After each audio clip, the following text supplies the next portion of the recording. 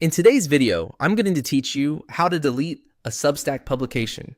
If you're ready to permanently remove a publication from your Substack account, I'll walk you through the exact path in the interface and share a few quick tips so you can do it confidently and avoid surprises.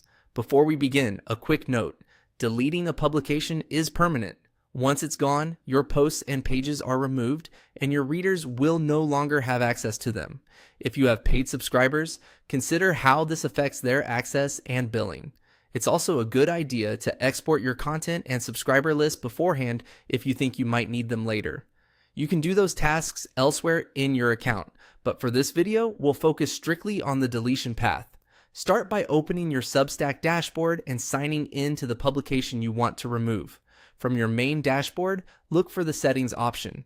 Depending on your layout, you'll typically find it in the left sidebar or along the top navigation.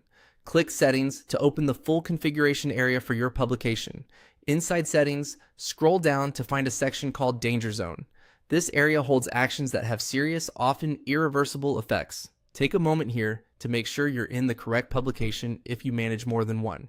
When you've confirmed you're in the right place, click Danger Zone to expand its options. Within the Danger Zone, you'll see the option to delete publication. This is the control that starts the removal process. Click Delete Publication. Substack will present a confirmation screen with important details about what will happen when you proceed. Read those notes carefully. You may be asked to confirm your choice, and in some cases, you might need to type the publication's name to verify the deletion. Follow the on-screen prompts until the process completes. A few helpful tips as you wrap up.